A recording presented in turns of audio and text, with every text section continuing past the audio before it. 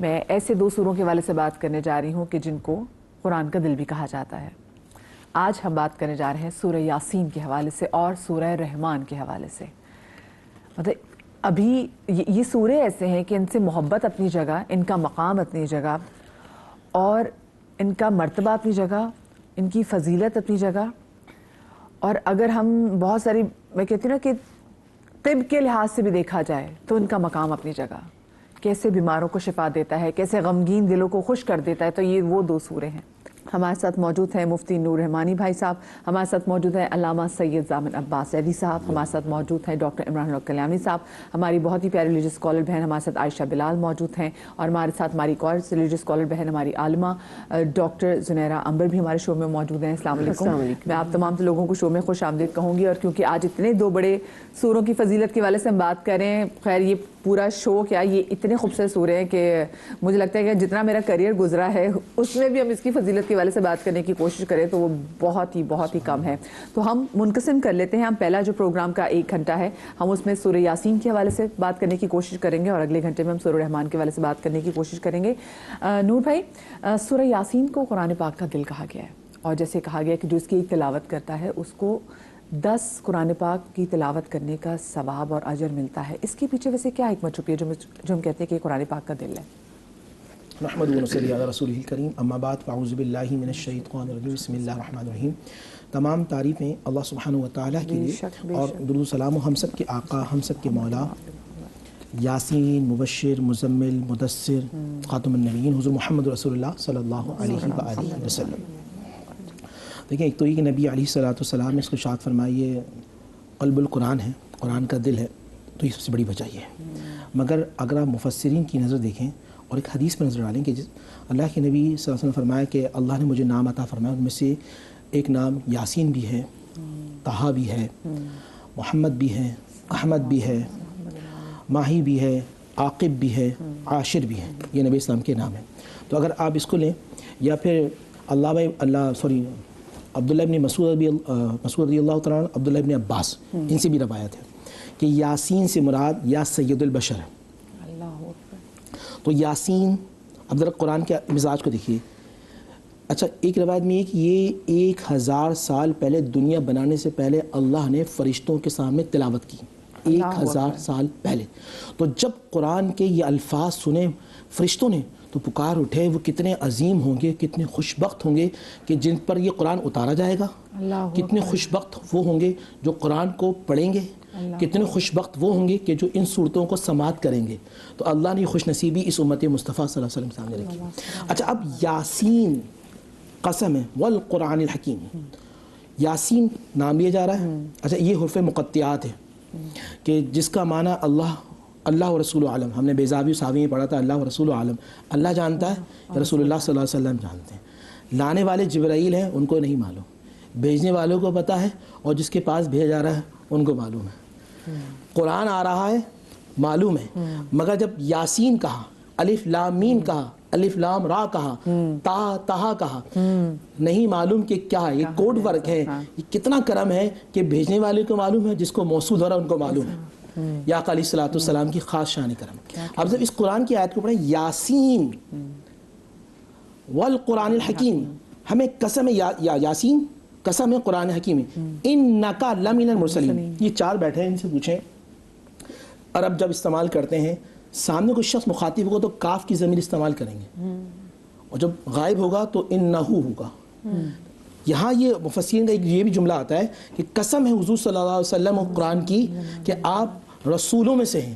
تو اس قرآن کی اس آیت میں ابتدا کے اندر رسول اللہ صلی اللہ علیہ وسلم کی شان بیان کی جا رہی ہے، تو اس کو قلب القرآن اس لیے بھی کہا جاتا ہے۔ اس قرآن، اس سورت کی پڑھنے کی فضیلت یہ ہے کہ اگر آپ صبح پڑھیں تو صبح سے لے کر شام تک جتنی حاجات ہیں اللہ آپ کو بن مانگے آپ کو عطا فرمانا شروع کر دے گا۔ آپ رات میں پڑھیں گے، اللہ سبحانہ و تعالیٰ فجر تک آپ کو بن مانگے عطا فرمانا شروع کر دے گا۔ وہ لوگ فضیلت کے رونگٹے کھڑے ہو رہے ہیں کہ وہ لوگ کہ جن کے نسبت آپ نے جو سٹارٹ ہی ایسے نسبت سے کی ہے۔ اچھا، ایک چل آپ نے نسبت کی بات کی، ایک اور بھی کہتا ہوں۔ ابھی ڈسکشن ہماری گاڑی میں اندر چل رہی تھی، سلام قولا من رب الرحیم، سلام ہوگا فرشتوں، یعنی کہ اللہ کی طرف سے سلام ہوگا جنت کے اندر۔ اب یہاں آل یاسین کا تذکرہ بھی ہے، جب یاسین کا تذکرہ ہے تو آل یاسین کا تذکرہ ہے.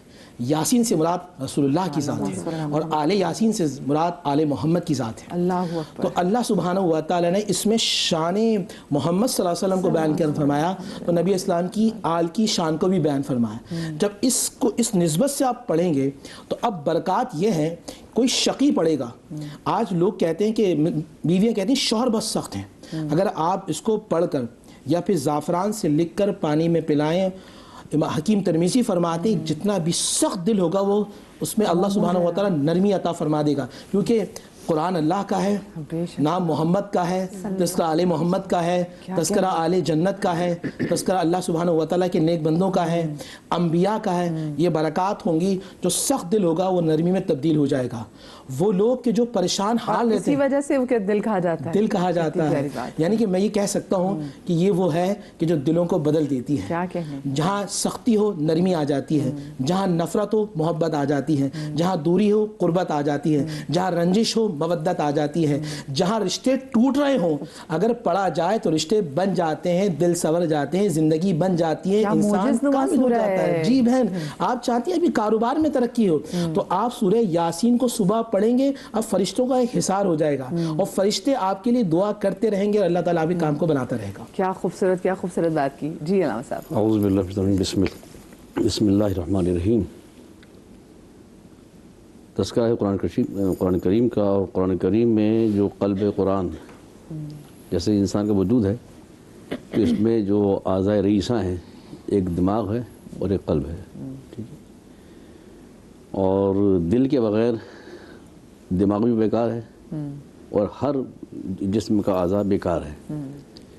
یعنی دل کی کتنی اہمیت ہوتی ہے کہ دل کی بنیاد پر دماغ بھی کام کر رہا ہے اور تمام اعضاء و جوارح کام کر رہے ہیں. تو جس طرح سے ایک انسانی وجود جو ہے وہ اپنے دل کے بغیر نامکمل ہے ہی نہیں. تو اسی طرح سے قرآن کریم جو ہے یہ اگر سورہ یاسین اس کو 36 سے سورہ کو نازل نہ کیا جاتا تو پورا مفاہیم قرآن بے معنی ہو جاتے ہیں. اس لیے اس کو قلب قرآن کہا گیا. جو پورے قرآن کریم میں سورہ الحمد کے بعد اگر کسی سورہ کو یہ فضیلت حاصل ہے، جو کہا کہ مولا کائنات نے کہا کہ جو کچھ پورے قرآن میں ہے اس کی سورہ الحمد میں ہے، جو سورہ الحمد ہے اس کے بسم اللہ میں ہے، جو بسم اللہ اس کے با میں ہے، وہ با کے نیچے نقطہ میں ہوں. یہ کہا جس طرح سے سورہ الحمد وہ پری فیس ہے قرآن کریم کا، ابتدائیہ ہے. سورہ الحمد کو جو نازل کیا گیا تھا اس کی وجہ کیا کہ دنیا کا دستور یہ ہے کہ جب کوئی کتاب اتاری جاتی ہے، بنائی جاتی ہے، لکھی جاتی ہے، اس کا پریفیس ہوتا ہے. پریفیس اس لیے ہوتا ہے کہ تاکہ قاری جو ہے اس کا دماغ آمادہ ہو جائے کہ میں کس کتاب کو پڑھ رہا ہوں، اس میں کس ٹاپک پر گفتگو کی گئی ہے، کیا موضوع ہے اس کے اندر. تو سورہ الحمد جس طرح سے موضوع ہے یا خدا کے بارے میں گفتگو ہے آتا سورہ، اور آتا سورہ انسان کے بارے میں ہے. اگر انسان کو نکال دیں تو نزول قرآن بے معنی ہو جاتا ہے. یہی دو معنی ہیں سورہ الحمد کے. وہ پریفیس ہے، یہ قلب ہے، یہ دل ہے سورہ یاسین.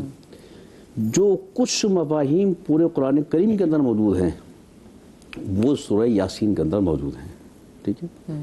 اچھا، سورہ یاسین قسم ہے.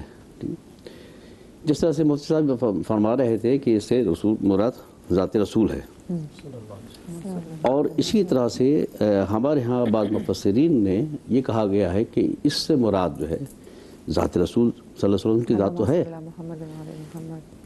یہاں ایک اور شخصیت کا نام بھی لیا جاتا ہے کہ در حقیقت یہ یا حسین تھا. ٹھیک ہے. تو یا یاسین اس کو سورہ ہمارے یہاں فقہ جعفریہ میں جو ہمارے مفسرین نے تفسیر کی ہے تو اس کو سورہ حسین کا نام بھی دیا گیا ہے اس کو. ٹھیک ہے نا. چاہے سورہ امام حسین سے منسوب ہو، رسول خدا سے منسوب بات تو ایک ہی ہے. ٹھیک ہے نا. اچھا، اب اس کے اندر صورت حال یہ ہے کہ اس میں جو تمام موضوعات ہیں، اسی طرح سے رسولوں کا آنا، کسی قریے میں جا کے تبلیغ کرنا، ان کو رد کرنا، پھر کسی تیسرے کا آ جانا، ان کی گواہی دینا، پھر اس تمام مشرکین، منافقین اور کافروں کے درمیان میں سے کسی ایک کا صاحب ایمان کا اٹھ جانا اور ان نبیوں کی گواہی دینا، یہ واقعہ ہے پورا قرآن کریم. ٹھیک ہے. وہ بھی اس قرآن کریم کے اندر موجود ہے. ٹھیک ہے نا. اور جو حق کے راستے پر دفاع کرتا ہے توحید کا، رسالت کا، سزا کیا ملتی ہے؟ اس شخص کو سزا کیا دی گئی؟ مار دیا گیا، ٹکڑے ٹکڑے کر دیا گیا. لیکن اس کے آخری وقت تک اس کے لبوں پر اعضاء سے اس کے توحید کلمہ توحید ادا ہو رہے تھے اور رسالت کی گفتگو ہو رہی تھی. تو بات یہ ہے کہ اس میں مجموعی طور پہ تمام تر قرآن کریم میں جو مفاہیم ہیں سارے مفاہیم کا نچوڑ ہے اس قرآن کریم کے اندر, اور اس کی تفسیر و شان آل محمد نے جو بیان کی ہے, اور ظاہر ہے کہ آل محمد خود صاحب شان ہے, تو جو صاحب شان کا ماننے والا ہو تو پریشان تو ہو نہیں سکتا کبھی, ٹھیک ہے نا. تو ظاہر ہے کہ جب کبھی پریشانی ہوتی ہے تو انسان سورہ یاسین کی طرف متوجہ کرتا ہے, اور اس سورہ یاسین کی فضیلت بیان کرنے والا کون ہے؟ ذات رسول, ٹھیک ہے, بعد از خدا بزرگ سوائے محمد مصطفیٰ صلی اللہ علیہ وسلم کے کوئی نہیں, بے شک بے شک. جو بعد از خدا بزرگ ترین ہستی ہے وہ فضائل سورہ یاسین بیان کر رہی ہے, اور بعد از مصطفیٰ بزرگ تر ہستی علی ابن طالب کی ذات ہے, مولا کائنات کی ذات ہے, وہ سن رہے ہیں. بیان کرنے والے رسول ہے, سننے والے علی مرتضیٰ ہیں. یعنی بیان مدینۃ العلم کر رہا ہے اور سن رہا ہے باب العلم سن رہا ہے. اور کہا کہ اے علی آج میں تمہیں اس سورہ یاسین کی کچھ فضیلت نہ بتاؤں؟ کہا کہ اللہ کے رسول عطا کیجیے. کہا کہ دیکھو یہ سورہ یاسین کو خداوند عالم نے اس میں کمالات و فضائل رکھے ہیں کہ اگر کوئی شخص بھوکا ہے, اس کے پاس کچھ نہیں ہے کھانے کے لیے, تو سورہ یاسین کی تلاوت کرے خدا کی رضا کے لیے, تو اس بھوکے کے رزق کا انتظام کر دے گا اللہ. اللہ اکبر. اگر کوئی شخص بے لباس ہے, لباس نہیں اس کے پاس, خدا کی بارگاہ میں سورہ یاسین کی تلاوت کر کے خدا کے بارگاہ میں دعا کرے گا تو اللہ اس کو لباس عطا کر دے گا. کہا کہ اگر کوئی شخص مقروض ہے, وہ چاہتا میرا قرض ادا ہو جائے, کیسے قرضہ میرا ادا ہو؟ کہا صرف خدا کی رضا سے, خدا کی رضا کے لیے اس سورہ کی تلاوت کرے گا, اللہ اس کے قرض کے ادا کرنے کے اسباب پیدا کر دے گا. کوئی شخص بیمار ہے, لا علاج ہو گیا ہے, خدا کی رضا کے لیے اس سورہ کی تلاوت کرے گا, خداوند عالم موذی سے موذی مرض سے بھی اس کو شفاء کاملہ اس کو عطا کر دے گا. کوئی مسافر راستہ بھول گیا ہے, بھٹک گیا ہے, تو یاد رکھو میرے علی, یاد رکھنا کہ بھٹکے ہوئے لوگوں کو راستہ دینے والا یہ سورہ یاسین ہے. آج کل تو گوگل بھی ہے نا, مگر گوگل بھی بھٹکا دیتا ہے, ٹھیک ہے, مگر سورہ یاسین بھٹکاتی نہیں ہے, گمراہوں کو راستہ بتا دیتی ہے. اور کہا کہ اے میرے علی, اگر کوئی شخص چاہتا ہے کہ جہنم کی آگ سے میں بچ جاؤں, محفوظ رہ جاؤں, سورہ یاسین تلاوت کر لے, اس عذاب سے محفوظ ہو جائے گا. کوئی شخص یہ چاہتا ہے کہ وقت جان کو نہیں میری روح آسانی کے ساتھ نکل جائے, سورہ یاسین تلاوت خود کر لے, سرہانے بیٹھ کے کوئی کر لے, پر اللہ اس کی جان کو نہیں کے مراحل کو آسان کر دے گا. کوئی چاہتا ہے کہ میں عذاب جہنم سے محفوظ ہو جاؤں, اس کو پڑھ لے. کوئی تمنا کرتا ہے کہ مجھے جنت میں اعلیٰ مقام مل جائے, خدا کی رضا کے لیے سورہ یاسین کی تلاوت کر لے, خدا ورنہ وہ سارے مقامات عطا کرے گا. کیا کہنے مولا رسول خدا بیان کرتے جا رہے تھے, مولا کہنا سنتے چلا رہے تھے, اور کہا کہ اے علی اس کے فضائل اتنے ہیں کہ تیری عمر گزر جائے گی, میری عمر گزر جائے گی, مگر سورہ یاسین کے فضائل مکمل نہیں ہو سکتے. کیا کہنے. اور سوچے ہمارے لیے کتنا بڑا ٹاسک ہے, تو ہم کوشش کریں گے کہ ہمارے دماغوں میں جتنی سکت ہے اور جتنا ہمارا علم ہے تو ہم کو بتا سکیں. جی عمران بھائی, اتنی خوبصورت سورہ کہ مطلب یہاں پہ تو ہم کہیں کہ امام متقیان کی بھی ساری عمر گزر جائے, رسول پاک کی بھی, ہم تو فضائل بیان ہی نہیں کر سکتے, ہم تو جسٹیفائی نہیں کر سکتے اس کو. جی بسم اللہ الرحمن الرحیم. اچھا, قرآن و حدیث سے جو ہے نا ایک مفہوم جو ایک سمجھ میں آتا ہے کہ قیامت کے بعد اللہ تعالیٰ جو ہے نا تمام عبادات کو کوئی ایک شکل عطا فرمائیں گے, کوئی مجسمہ ٹائپ کی شکل ہوگی, تو اسی میں ایک لگتا ہے قرآن کریم کا بھی ایک وجود ہوگا. جیسے نماز ہے, اس کا ایک وجود ہوگا جو ہمیں نظر آئے گا اور ہم سے کلام کرے گا. تو قرآن کریم کے بارے میں جس طرح آتا ہے, بہت ساری صورتیں ایسی ہیں کہ خود پورا قرآن بھی ایسا ہے کہ جو اس کو فالو اپ کرنے والے ہوں گے تو ان کی وہ سفارش کرے گا کہ جی اس کو دوزخ میں نہ جانے دیا جائے, کہ اگر کسی کے دوزخ کا فیصلہ ہوگا تو قرآن کریم اللہ تعالیٰ سے جھگڑا کرے گا کچھ صورت ایسی ہیں باقاعدہ سورہ ملک وغیرہ کا آتا ہے کہ وہ جب تک کہ اپنے پڑھنے والے کو بخشوا نہ لے تو اللہ تعالیٰ سے پورا یعنی جس طرح وہ شکوہ جھگڑا نہیں مجھے تو اس کو بخشوانا ہے ضد کرے گا، جس طرح کوئی کسی کا فیوریٹ ہوتا ہے نا اس کو کہتا ہے نہیں جس کو تو پاس کرنا ہے، اس کو جاب دینی، اس کو یہ کرنا ہے، تو اس طرح پورا قرآن کریم بھی اور کچھ صورتیں بھی ایسی ہیں۔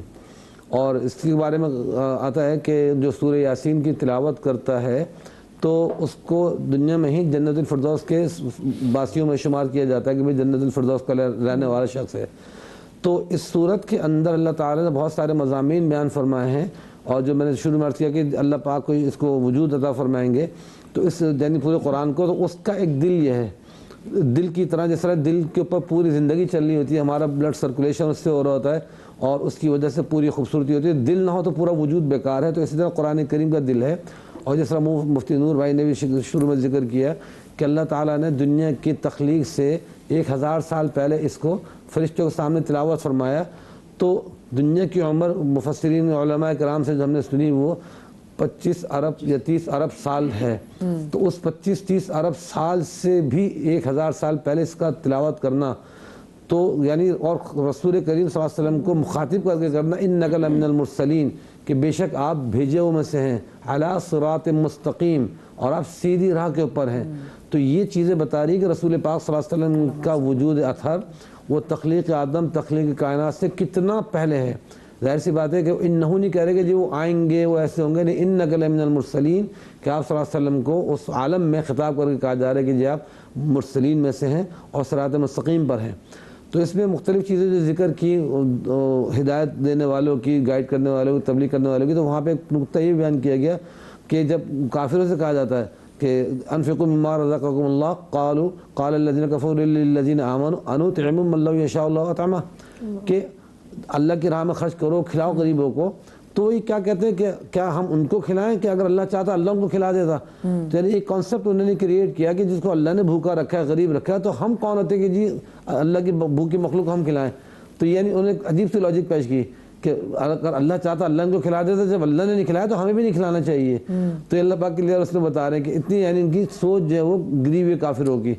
تو ایک چیز تو یہ ذکر کی، پھر دوسرا اس کے اندر حیات کا ذکر آتا ہے، وَضَرَبَ لَنَا مَثَلًا وَنَسِيَ خَلْقَهُ، ایک حیات پوری دنیا کی کائنات کی جو قائم ہے، تو ضرب لنا مسئلہ کہ ہمارے لیے مثالیں دیتے ہیں، من یحیی العظام، کہ ان ہڈیوں کو دوبارہ کون زندہ کرے گا، ونسی خلقہ، اور اپنی تخلیق کو بھول گیا یہ، قل یحییها الذی انشأها اول مرہ، آپ فرما دیجئے کہ اس انسان کو وہی زندہ کرے گا جس نے اس کو اول مرتبہ پیدا کیا، تو وہ ہر چیز کو جانتا ہے، بالکل خلق علیم، تمام کریشن اس کے ہاتھ میں جانتا ہے وہ۔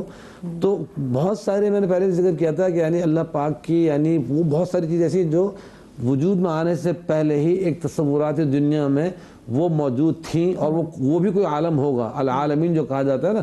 تو یعنی اللہ پاک نے ابھی حضرت جناب نبی کریم صلی اللہ علیہ وسلم کو دنیا میں پیدا نہیں فرمایا، نہیں بھیجا، لیکن وہاں ان سے خطاب ہو رہا ہے، پھر فرشتوں کے سامنے تخلیق آدم کا ذکر ہو رہا ہے، تخلیق آدم ہوئی نہیں ہے، ان سے تذکرہ ہو رہا ہے۔